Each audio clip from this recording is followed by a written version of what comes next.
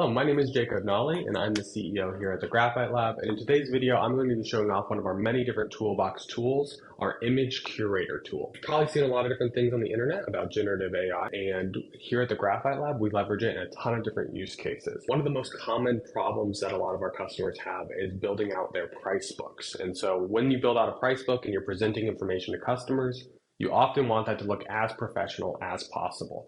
But finding photos on the internet or trying to make your own can be really time consuming, and often the quality isn't quite there. So we've developed a tool leveraging generative AI solutions to basically allow you to, in our Graphite Lab toolbox, generate images based on prompts. And so I'll go ahead and show that off here. If you go to Everyday Time Savers and you go down to Image Curator, this will basically allow you to, via a prompt, create an image.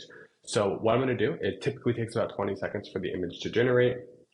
But what I'm going to do is I'm just going to write a modern looking and clean image that I can use in my product catalog to represent an installation. Let's do in my plumbing product catalog to represent an installation of a kitchen sink.